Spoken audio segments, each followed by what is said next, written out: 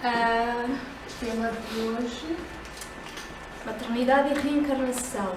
E como não podia deixar de ser, a Mãe de Maria, uma vez que ela é o exemplo exato da maternidade, aquela que foi designada por João como a Mãe Santíssima, aquela que nos adotou a todos como filhos do coração. Então, nós começamos com maternidade e reencarnação. Isto é um tema que dava para duas palestras, uma para a maternidade e outra para a reencarnação. E fiquei naquele, o que é que eu falo primeiro? Então, eu decidi começar pelo termo mais técnico, para depois então partirmos para o coração. Isto é um tema, apesar de falar de maternidade, que diz tanto às mulheres quanto aos homens, porque não há maternidade sem os homens, não é? Tem que haver os dois. Deus, no seu imenso amor por nós, fez que todos aqueles que cheguem a este plano sejam recebidos por dois. Bom, sabemos que às vezes não é bem assim, mas pelo menos para reencarnar são precisos os dois. Eu gostava de perguntar se vocês conhecem a seguinte expressão: nascer, morrer, renascer ainda. E sabem onde? Renascer ainda, progredir sempre, tal é a lei. E sabem onde é que ela está? No túmulo de Kardec. Ora bem, mas reparem que está num túmulo, mas começa com nascer. Então, nós temos aqui que a reencarnação é uma lei universal. E não é só no nosso planeta. É uma lei universal em toda a criação de Deus.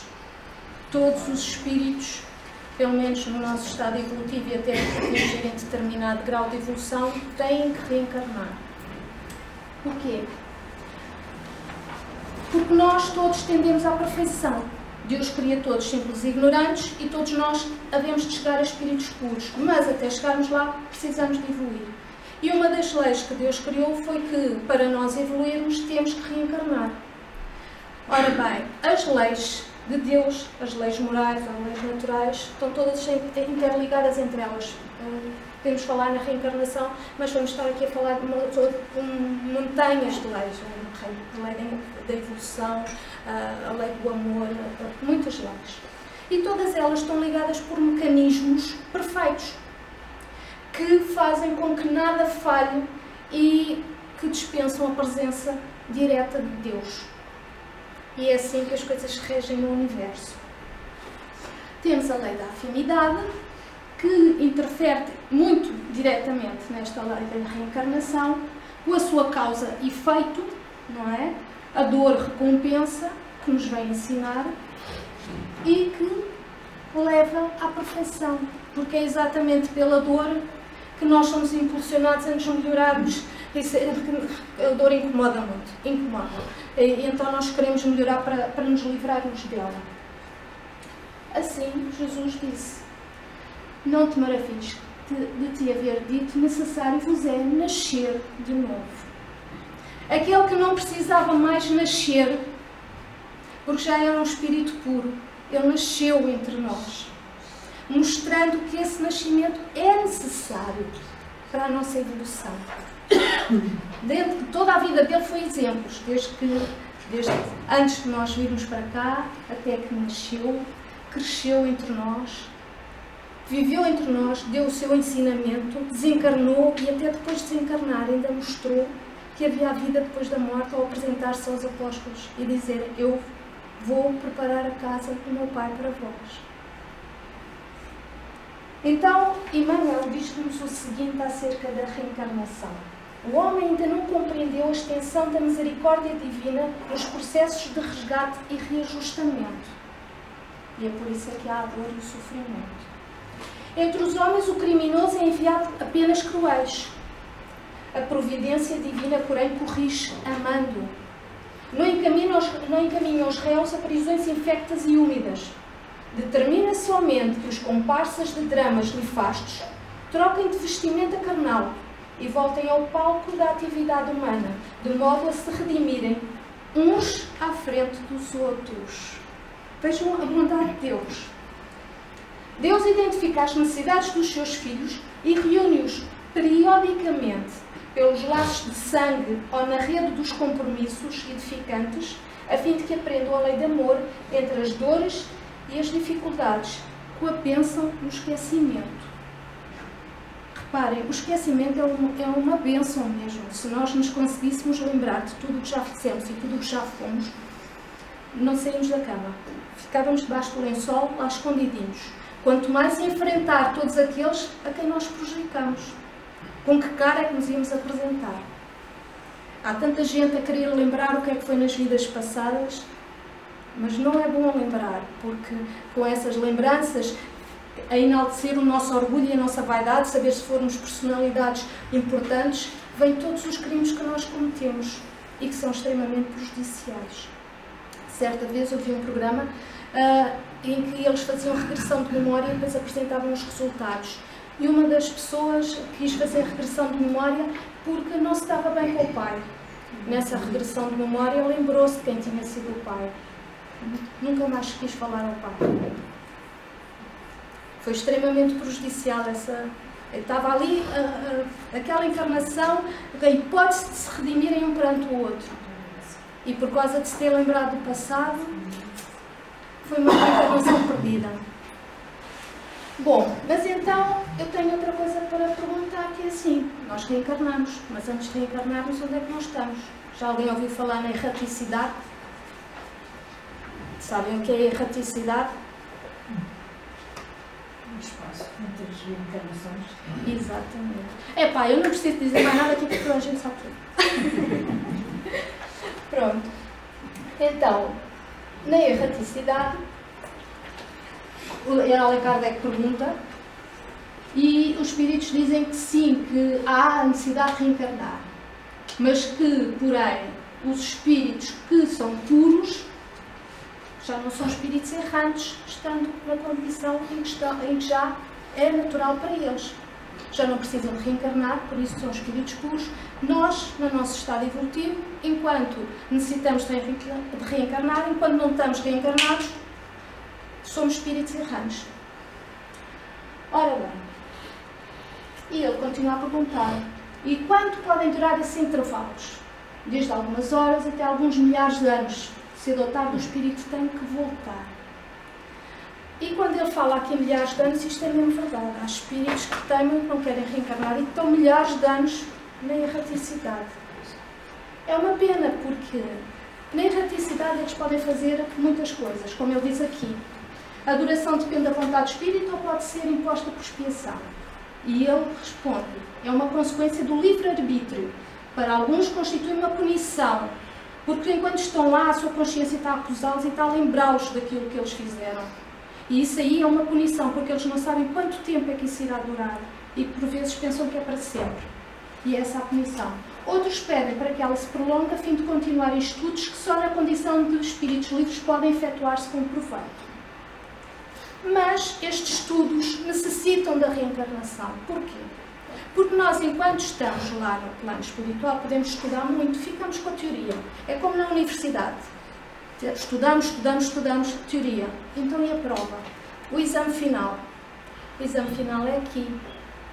Nós aqui é que vimos consolidar aquilo que tivemos a estudar. Ver se de facto aprendemos bem, se interiorizamos bem o conhecimento e se o conseguimos vivenciar. Porquê? Nós não temos uma total inconsciência daquilo que estudamos. Aquilo que estudamos está no nosso subconsciente e nós podemos, através de meditação, através de focalização, nós conseguimos ir retirar de lá aquilo que necessitamos nas alturas devidas.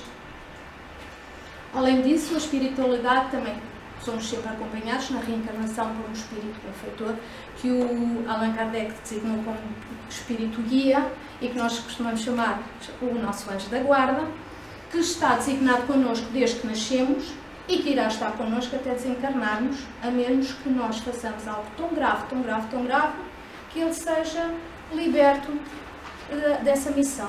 E então é posto outro espírito a acompanhar. Mas nós temos sempre um espírito a acompanhar. O reencarno é feito sempre com acompanhamento espiritual, o desencarno é sempre feito por acompanhamento espiritual. E durante a nossa vida nós temos sempre um espírito a acompanhar-nos.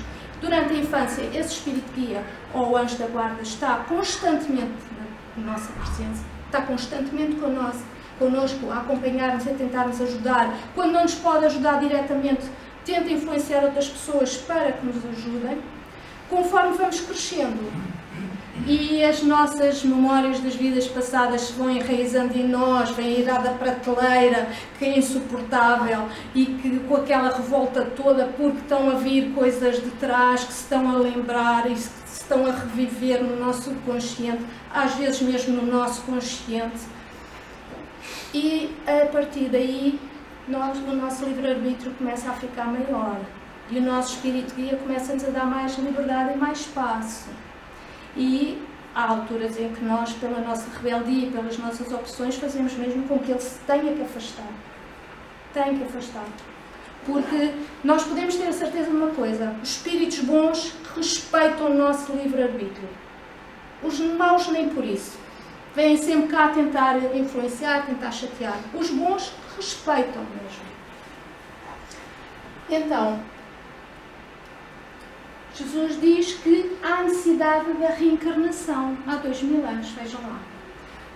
Esta necessidade também se mantém por outra situação. É que no nosso estado evolutivo, se nós tivermos demasiado tempo no lado espiritual, que não seja por os tais estudos ou com o apoio de uma colónia, o nosso próprio perispírito começa-se a desagregar, porque começa-lhe a faltar energias, começa-lhe a faltar fluidos. E então é necessária a reencarnação.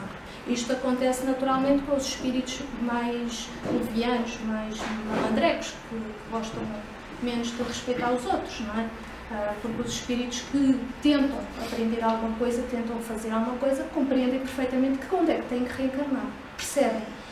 E muitas vezes chegam a pedir. Eu gosto de pensar que se pelo menos não cheguei a pedir, pelo menos propuseram reencarnar, se não tenha vindo aí à força, assim mesmo, olha, agora faz à força que é para aprenderes. Então, a lei da reencarnação é uma lei que funciona com o livre-arbítrio e com o determinismo. E agora vocês dizem, espera lá, no nosso estado evolutivo, nós já temos o livre-arbítrio, que é isto, o determinismo. De onde é que vem esse determinismo? Ora bem, Emmanuel diz-nos o seguinte, o Consolador: determinismo e livre-arbítrio coexistem na vida, entrosando-se na estrada do destino para a elevação e redenção dos homens. Agora vamos perceber como é que o determinismo se entrosa com o livre-arbítrio.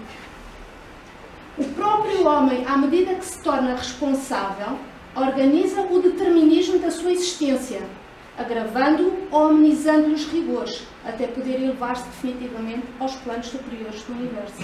E aqui temos a lei da ação-reação, a agir. O que nós fazemos tem sempre uma consequência. Tudo o que nós fazemos tem uma consequência que ameniza ou torna mais rigoroso o que vai acontecer a seguir. E é esse o determinismo. Somos nós próprios que o construímos. Entretanto, temos que ter a certeza que a determinação divina, uma sagrada lei universal, é sempre a do bem e a da felicidade para todas as criaturas. Então, mesmo as consequências más que nós criamos para nós próprios, têm sempre o propósito de levar ao bem e à felicidade. Todo o sofrimento que nós temos é para levar ao bem e à felicidade. Eu sei que isto parece um contrassenso. Epá, eu estou a sofrer, isto é para o bem, mas se nós não sofrermos, se não estivermos incomodados, se não nos sentirmos mal, nós vamos mudar. Nós mudamos quando estamos bem, quando estamos satisfeitos? Não. Mantemos as coisas como estão. Acomodamos.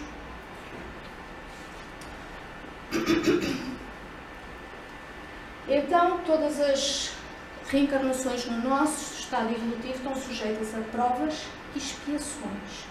E todas elas têm como objetivo final, como missão, o aperfeiçoamento moral. Todos nós reencarnamos com uma missão. Todos nós temos uma missão na nossa vida. Eu já vou falar nos vários tipos de reencarnações que existem, mas há uma missão que está sempre inerente à nossa vida, que é nós melhorarmos. Nós tentarmos sair desta vida melhor do que entramos. Há pessoas que não é bem assim, que não querem bem assim. E às vezes ainda não saem piores, mas saem com mais débitos. Então, vamos lá ver como é que... uma coisa que eu gostava de perguntar. Alguém sabe como é que se distinguem as provas das expiações? Expiação é tudo aquilo que ocorre na nossa vida para corrigir algo que fizemos no passado. Prova é tudo aquilo que ocorre na nossa vida para que nós aprendamos algo, apesar de não ser consequência de nada do que vem do passado. Como é que se distingue uma da outra? Felizmente não se distinguem, senão nós ficávamos maluquinhos. Não é? Começávamos a pensar, espera lá, tenho tantas expiações, eu só tenho uma prova, então o meu plano reencarnatório só traz uma prova e o resto é tudo. E o que eu fui no passado? Não sabemos distinguir uma da outra, felizmente. Então, nós temos estes meios de reencarnar. Reencarnação compulsória, reencarnação proposta, reencarnação livre e a reencarnação acidental. Embora eu ponha esta reencarnação acidental entre aspas. E já vamos perceber porquê. Na reencarnação compulsória é aquela que, devido à índole e ao grau de perturbação, esta ocorre sem a concordância ou mesmo conhecimento do espírito, cujo grau de perturbação impede a análise clara da situação. Ou seja, ele não está em condições de perceber nada.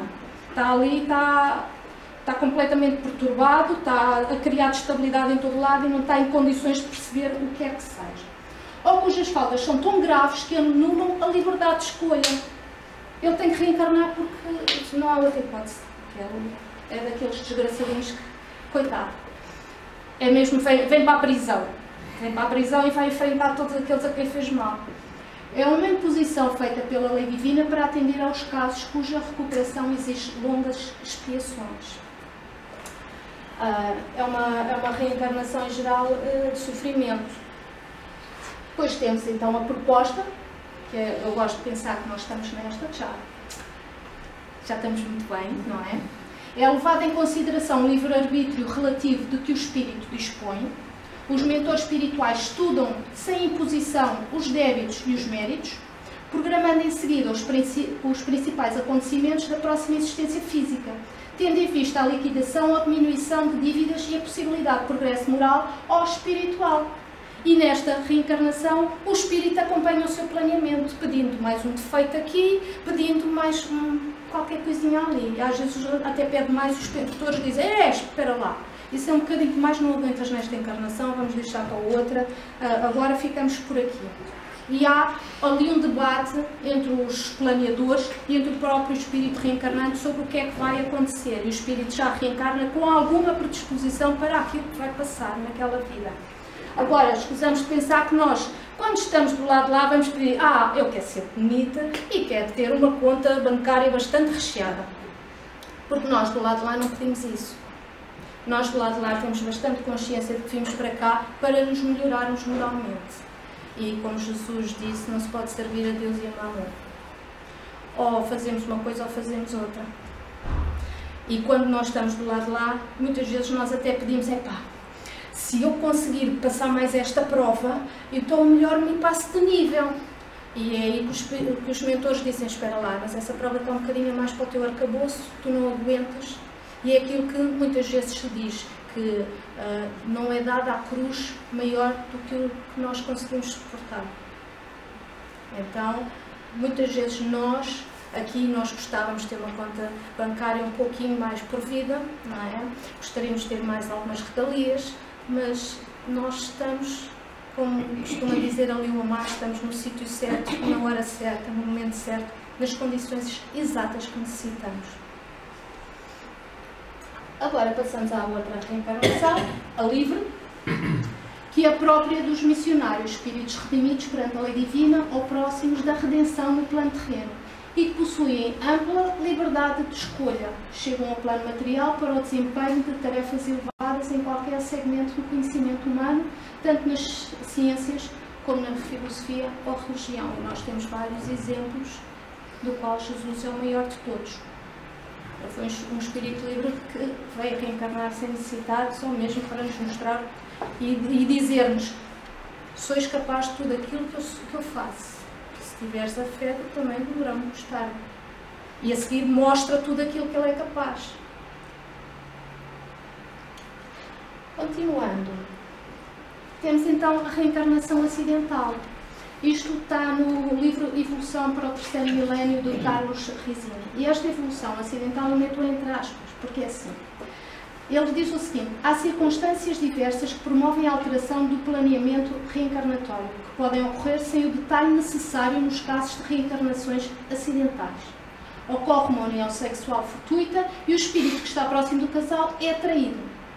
Mecanismos automáticos, por vezes incompreensíveis, encarregar-se-ão de propiciar lições de aprendizagem que o espírito, nessa circunstância, necessita. Ou seja, nestes mecanismos automáticos, por vezes incompreensíveis, há mão da espiritualidade mesmo.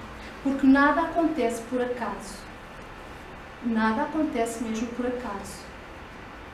Deus, como é que se diz? Não cai uma folha de uma árvore que Deus não dê licença para que tal aconteça. Então, até estas reencarnações acidentais têm acompanhamento espiritual e que vão propiciar as tais lições de aprendizagem, não só para o espírito reencarnante, como para os próprios pais.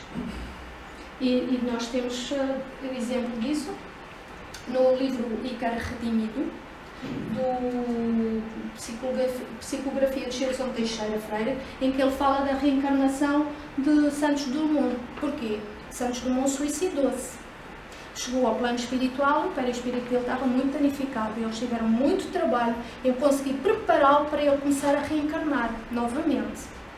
Ora, dentro dessas reencarnações, eles sabiam que muitas delas não poderiam chegar ao fim da gravidez, da gestação, devido ao facto, devido aos danos que o seu perispírito tinha. Então o que é que eles foram fazer? Eles acabaram por escolher uma moça que de alguma forma estava ligada a ele por outras vidas muito anteriores, mas uma coisa muito leve, e ela, como prostituta, várias vezes engravidou dele. Teve aquela gravidez, ele, só que, pronto, uma vez ela abortou, teve um aborto espontâneo, outra vez ela provocou o aborto, e ele foi de aborto em aborto, foram reconstituindo o seu perispírito. Aborto espontâneo, porque é que ele ocorre? Por diversas razões.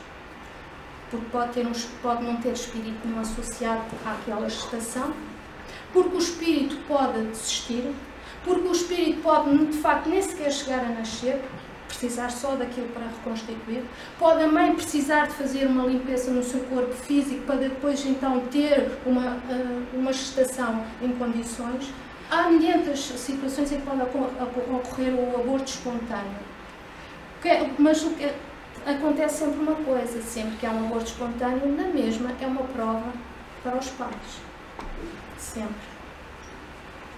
E isso Allan Kardec diz. Ele pergunta aos espíritos acerca das mortes prematuras. E eles dizem que é sempre uma prova para os pais. O espírito só precisava daquele bocadinho de reencarnação. Mas os pais têm essa prova. E é sempre um sofrimento, nós sabemos. Depois temos os vários tipos de reencarnação. Temos a reencarnação-chave, reencarnação alternativa e a reencarnação preparatória ou estratégica. E isto aparece no livro Eustáquio, que em séculos de uma trajetória de psicografia da Bela Glácia pelo espírito Cairo Bachuta.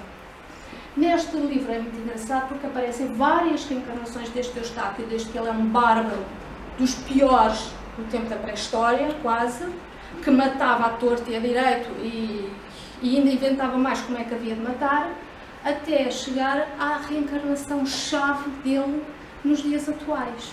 Ele tem várias reencarnações, curiosamente, como eles o conseguem recuperar, é com a reencarnação de mulheres.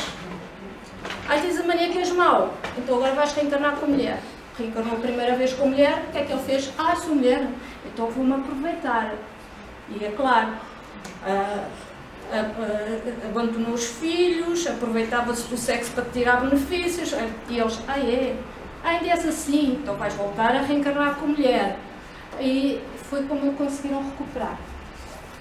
Até que ele acabou por perceber a reencarnação tinha um propósito e que, enquanto ele andasse naquela vida de se aproveitar ou de ser mulher, de facto, sexo feminino, ou de ser homem e fazer mal a torto e a direito, ele acaba por se endireitar. Curiosamente, eu achei no Dicionário de Expressões Espíritas, que é divulgado pelo Instituto Amélie Boudet de Paris, os seguintes conceitos de força.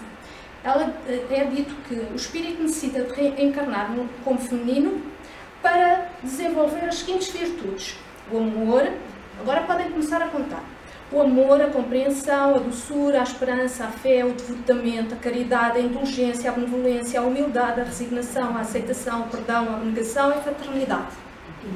Contaram? Agora vamos contar as dos homens. Os espíritos precisam de reencarnar como homens para desenvolver as seguintes virtudes: firmeza, vontade, perseverança, harmonia, rigor, disciplina, valentia, coragem, força. 9. Qual é a mais difícil? 9. Pois é. Os senhores estão de parabéns, estão numa reencarnação boa. Mais fácil. Então pronto, vamos cá ver então as reencarnações-chave. Reencarnação-chave destina-se aos maiores e mais importantes resgates que se tenham a enfrentar, tanto a nível individual como a nível coletivo. O reencarnante, no palco dos seus mais graves desmandos, sofre uma trajetória de provas e expiações. Triunfante no percurso, conseguirá elevada depuração espiritual, fracassando, continuará no mesmo estado evolutivo. E é esta a encarnação que define se passa à fase seguinte, se continua a marcar passo. Nesta reencarnação, todos os erros, todos os débitos que sejam cometidos são pagos nesta mesma encarnação, não passam para mais nenhuma. Fez o disparate, paga logo. É terrível. Segundo o Caio Barchutel, é assim que funciona esta reencarnação. Mas, para que esta reencarnação aconteça, acontece que há outras reencarnações. Há preparatória. Então vamos lá ver a reencarnação.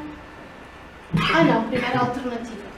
A seguir a sair uma reencarnação daquelas que é extremamente extenuante, com provas extremamente difíceis, muitas vezes o espírito vem muito marcado. Então, passado pouco tempo, é feita uma reencarnação alternativa. Constitui um apoio ao espírito para que ele se desvincule da sua passagem anterior pela materialidade.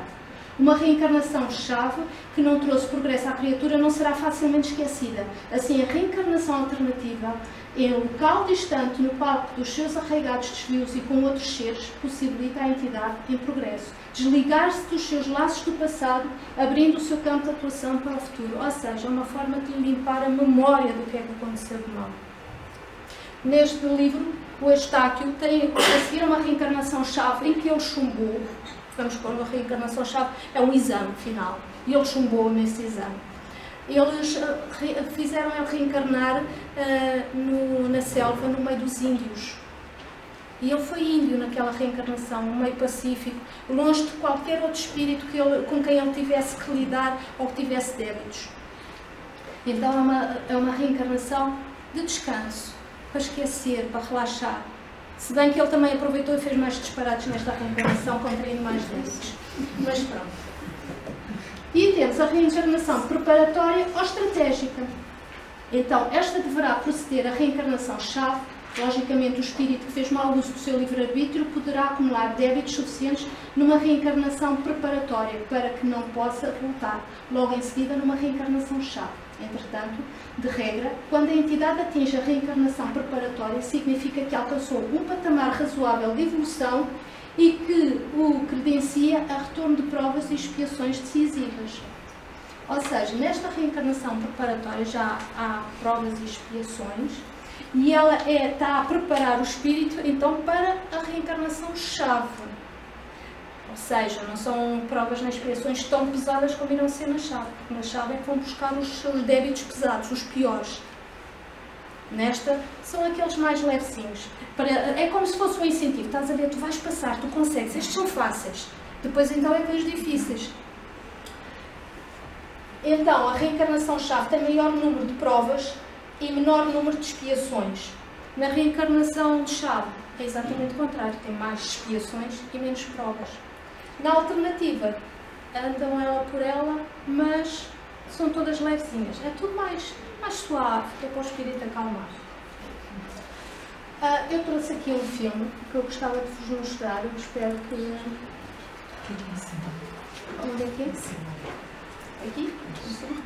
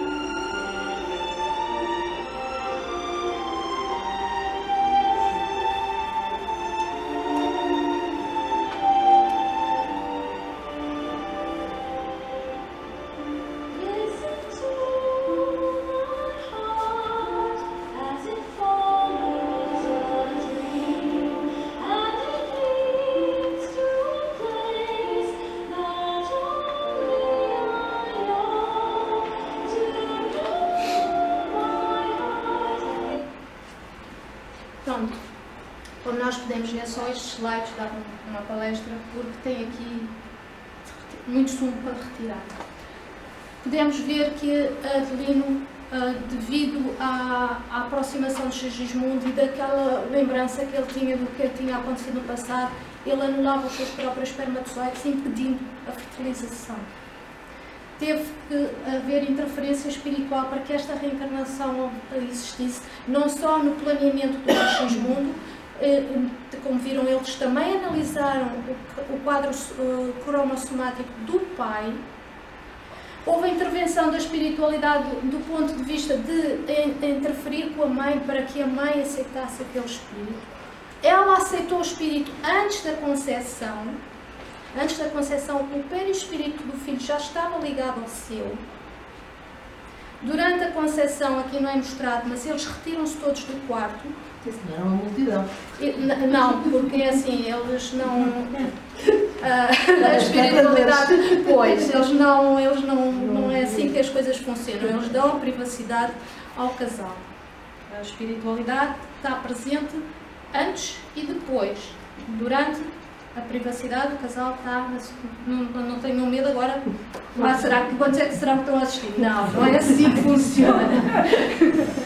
Até porque em cada lar existe um espírito guardião que protege o quarto e nessas alturas não deixa nenhum espírito lá entrar. Desde que o casal esteja em harmonia e que seja um casal... pronto, agora se for uma ligação fortuita a coisa já não acontece bem assim. Então, como nós vimos, as fases da reencarnação, primeiro temos o planeamento encarnatório, em que eles viram o quadro do pai, do corpo físico do pai, como é que esse é o corpo físico do filho. Aí existe o contacto fluídico com os pais, o pai rejeitava aquele filho, eles tiveram que fazer com que ele aceitasse o filho, daí interferirem e dizerem não, ele já não é o mesmo, estás a ver, ele quer o teu perdão, e o próprio perispírito dele alterou-se, a qualidade fluídica dele foi alterada nessa altura, eles diziam ali que conseguiu vir ao de cima a sua elevação espiritual. Existe então a ligação do espírito à matéria, eles diminuem o perispírito do reencarnante, entregam-no à mãe e na altura a seguir à concepção, eles foram energizar o espermatozoide que tinha a carga genética necessária para que aquele corpo fosse conforme estava planeado. E a partir do momento em que há a fecundação, que eles, como ele disse, aproximadamente 4 minutos, do espermatozoide entrar no óvulo, o perispírito do reencarnante começa-se a ligar imediatamente. Quando começa a haver a divisão celular do embrião, o perispírito começa só a ligar nessa altura.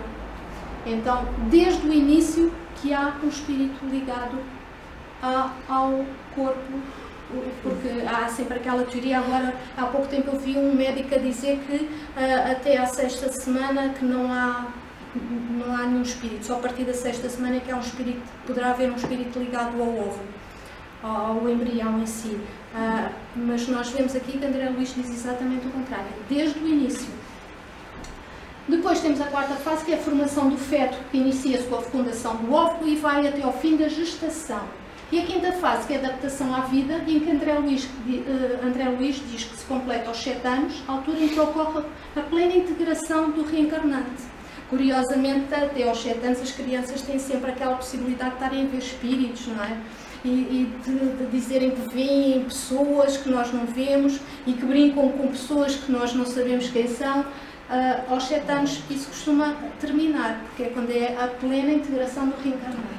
Entretanto, a reencarnação em si termina quando o cérebro estará totalmente completo, que é só aos 12 anos.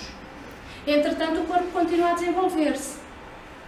Depois dos 12 anos em frente é que vem a idade da prateleira, que é quando começa a vir toda aquela bagagem que está no perispírito, não é? E que o perispírito já se dilatou e já tem mais consciência e que começa a despejar no nosso subconsciente toda a carga que vem de trás. E então é chamada a idade da prateleira porque é a altura em que a pessoa se está a deparar com a formação que recebeu e com aquilo que é agora, com aquilo que vem de trás e que não tem nada a ver com ela. E então há ali uma dualidade, há ali uma luta infernal e por isso é que depois as pessoas são revoltadas, não sabem com o quê, discutem com todos, estão sempre mal dispostas. É natural, até nós, quando às vezes nos lembrarmos de coisas que fizemos noutras vidas, ficamos assim, quanto mais alguém que acabou de encarnar. Agora, acontece o seguinte, que eu tinha aqui para falar para vocês, que é o seguinte. A infância é necessária no nosso grau evolutivo, porque imaginem vocês o que era apanharem um filho já na sua plenitude, com toda a bagagem que ele é em adulto, conseguiram dedicar o amor que dedicam a uma criança pequenina, jamais conseguiam ligar a ele dessa forma. Então a infância serve para criar nos pais aquele sentimento de amor, de ternura, perante aquela inocência, porque o espírito ali é inocente, ele tem bloqueado tudo, muitas das coisas que ele é. Ele não se lembra, ele não tem acesso a essas memórias, não tem acesso a esses arquivos. Então a criança é aquela candura de pessoa que está ali. E isso cria nos pais todos aqueles sentimentos de amorosidade e faz com que os pais lhe dediquem todo o seu tempo, às vezes até em excesso, não é? Hoje em dia vê-se pais a darem demais aos filhos, darem bens materiais demais em detrimento da atenção que deveriam dar. E outra coisa, o espírito reencarnante precisa da infância porquê? Porque estando o seu arquivo todo lá guardado atrás, ele está mais permeável a receber a educação dos pais. Por isso a maternidade é tão importante quanto a paternidade. É para receber dos dois, não é para receber de um. Infelizmente nós vemos que o número de divórcios, na palestra passada, é gritante. Hoje em dia, inclusive, opta-se muito pela guarda conjunta. A criança está uma semana em casa de um, uma semana em casa do outro. Mas a criança é algum nómada para andar com o trouxa às costas? Afinal, qual é a casa em que ele mora? Afinal, qual é a educação que ele está a receber? Os pais têm que estar juntos. Não é a criança que tem que estar junto de cada um dos pais e que os pais vão fazer a vida deles. Não. Os pais optaram por ter aquela vida, terem aquela criança, têm que a criar, devem estar juntos da criança. Há situações em que é totalmente impossível. Há. Mas dentro daquilo que é possível, os pais, tanto a mãe como o pai, devem fazer um esforço para se entenderem, para ficarem juntos, para darem uma estabilidade, uma segurança àquela criança. Porque a educação que derem àquela criança vai determinar o que é que ela vai ser no futuro. Temos também o caso da morte na infância. Nós já aqui demos uma palestra, inclusive, do que é que acontecia dos espíritos que desencarnam na infância. Bom, porquê é que o espírito morre na infância? Porque só precisava daquela pedacinho de reencarnação, não precisava de mais nada. É uma prova para o espírito? Não. O espírito precisava de só mais aquela prova e aquela expiação. Às vezes até com desencarnos dolorosos. Mas só precisava de mais aquele bocadinho. O sofrimento é para os pais. Porque também não é à toa que os pais têm a infelicidade de ter um filho morto na sua infância. Não é à toa. Há sempre, nós não nos podemos esquecer que há sempre a lei da ação e criação com as consequências do que nós fizemos no passado. E, muitas vezes, a desencarnação também ocorre por própria necessidade do espírito reencarnante. Nós temos o caso daquela criança que o carro da mãe foi roubado, a mãe estava a tentar ainda tirá-lo do carro, mas não conseguiu, o ladrão arrancou com o carro, a criança foi arrastada e morreu, desencarnou na sequência desse acidente, de ter sido arrastada atrás do carro. O espírito mais tarde manifestou-se e explicou que era uma necessidade de desencarnar dessa forma violenta, devido ao que ele tinha feito no passado. No passado ele tinha sido um guerreiro muito aguerrido, mas que ele matava muitas pessoas assim. agarrava-as ao carro e rebocava-as até elas morrerem, e que ele necessitou dessa prova. Pronto, foi uma prova muito dolorosa para a mãe, porque uma mãe que tem um filho morto dessa forma nunca mais esquece, o pai, não é? Mas o espírito necessitava, e de qualquer forma a mãe estava ligada a esse pretérito também. Por isso é que, como disseram há bocado, Deus juntou-os a todos para uns perante os outros quitarem as suas dívidas. Depois há o caso dos abortos. Bom, o aborto é um assunto sempre muito delicado e que eu vos aconselho, se quiserem, procurarem na internet. Há lá muito, no YouTube estão muitas palestras da doutora Marlene, e ela tem uma forma muito correta e muito delicada de falar do assunto, porque é de facto um assunto muito delicado. Seja um aborto provocado, seja um aborto espontâneo, é sempre um assunto delicado. Não nos compete a nós incriminar ou apontar o dedo a um aborto provocado. Nunca. Porque nós nunca sabemos o que é que está por trás, o que é que vem de trás, o que é que provoca aquilo. O que nós podemos sempre é tentar evitá-lo. Agora, apontar o dedo, ouçam a doutora Marlene, porque ela inclusive diz que um aborto é sempre tão mau, que a mãe, num aborto provocado, não tem tempo de fazer o funeral ao seu filho. Então aquela mágoa fica lá sempre. Como diz Jesus, o escândalo é necessário, mas é por quem ele venha. Entretanto, o Allan Kardec pergunta exatamente isso aos espíritos, e eles dizem que o aborto provocado só deveria ocorrer no caso de a saúde da mãe estar em perigo. Está a ver o perigo da mãe desencarnar, então deve-se poupar o que já existe pelo que ainda não existe. E depois há o caso dos abortos espontâneos, como eu já falei há pouco. E, entretanto, nós temos outra situação, que é a maternidade. Como nós vimos ali, o perispírito do filho liga-se ao perispírito da mãe. Há ali uma troca de fluidos e de energias muito grandes. Muitas vezes, e inicialmente, é o próprio fluido vital da mãe que está a sustentar o corpo do filho. Estas trocas de fluidos, muitas vezes, estão sujeitas aos fluidos que o filho traz. E esses fluidos nem sempre são assim tão agradáveis. E daí, muitas vezes, também sentirem-se mal. Enjoos, desejos e por aí fora.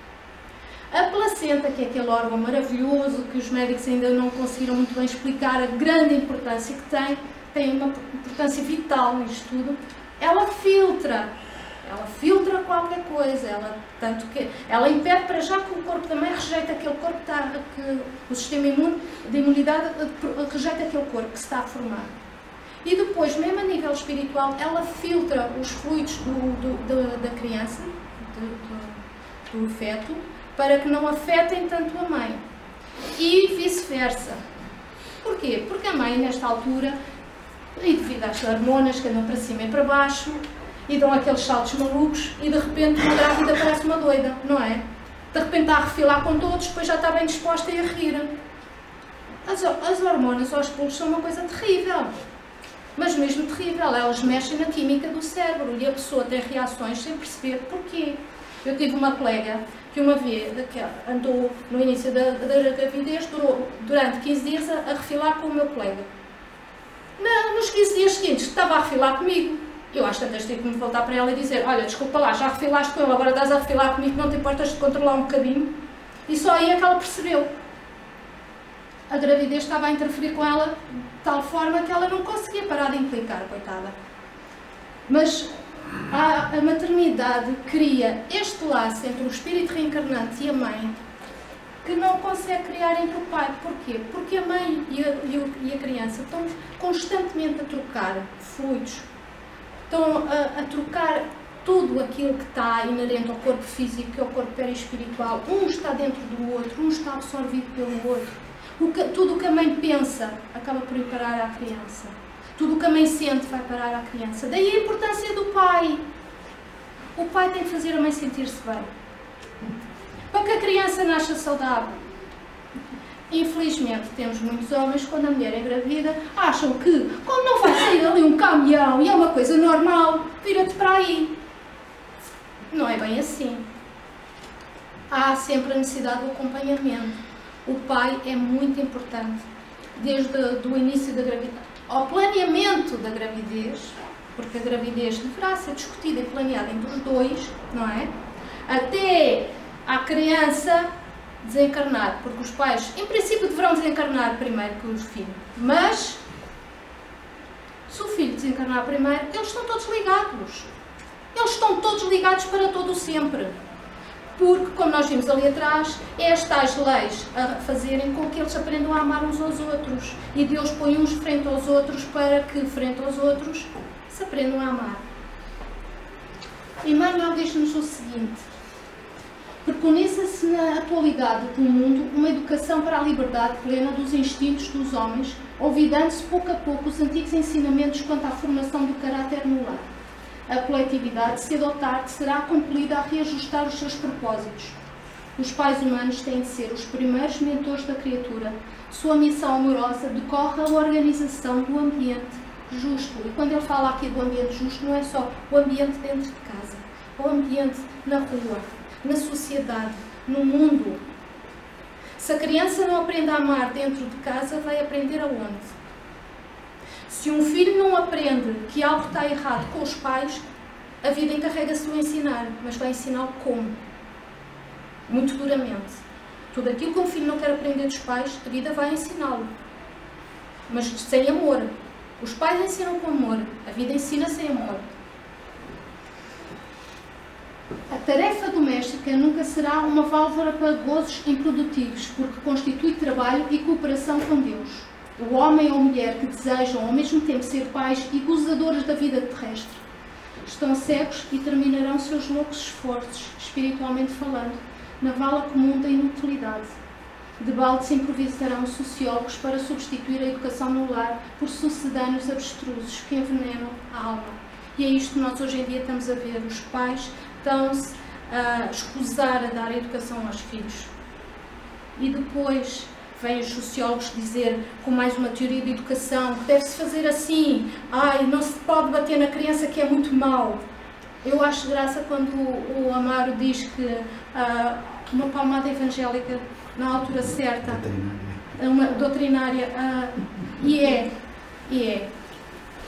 Às vezes, uma palmada de um pai evita uma facada na rua, um cigarro de um colega, uma noitada desvairada. Às vezes os pais fazem falta com o seu rigor e com a sua disciplina, sim. E nós vemos que o rigor e as disciplinas dos pais produzem resultados. Porque nós vemos a diferença entre um filho com pais rigorosos, mas amorosos.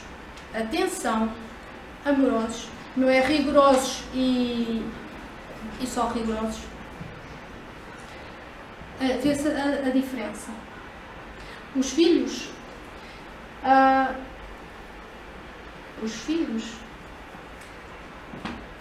diz a Madre Teresa de Calcutá, ensinarás a voar, mas não voarão o teu voo.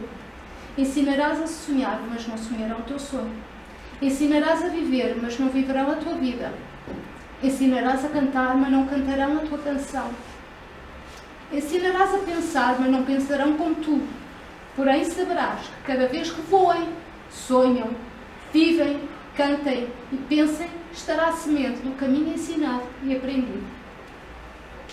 E isto é uma verdade. Porque um filho bem educado não vai pensar como os pais, não vai agir como os pais, não vai viver como os pais. Mas está lá a semente.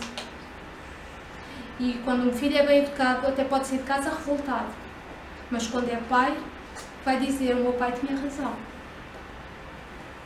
Por isso é que é muito importante todos nós termos a consciência de que um filho é para ser educado a dois. O laço que a mãe tem com o filho é um laço sagrado que o pai terá que reencarnar noutra vida como mulher para ter esse laço. Mas podem ter a certeza, vocês todos homens aqui presentes, que tal acontecerá, se já não aconteceu até. E nós mulheres também acontecerá o inverso, porque todos nós temos que aprender a ser homens e a ser mulheres para passar à fase seguinte. Por isso é que se diz que uma prece de mãe chega ao céu. A ligação que ela tem com o filho é muito especial, mas a ligação que o pai pode ter pode ser igualmente especial, se o pai não se imiscuir, se não o pai não se afastar. Ou não for afastado, acontece. Esta ligação, muitas vezes as mães não podem ter filhos, mas quando na reencarnação está planeado ter um filho e a mãe não pode ter um filho, o filho vem parar aos braços, muitas vezes pelas mãos de outra mulher que não pode cuidar desse filho. Mas, como João dizia, o coração das mulheres que são todas mães, com filhos ou sem filhos, todas nós somos mães. E como Emmanuel aconselha, amam todas as crianças como se fossem todos filhos. Muito obrigada a todos pela vossa paciência.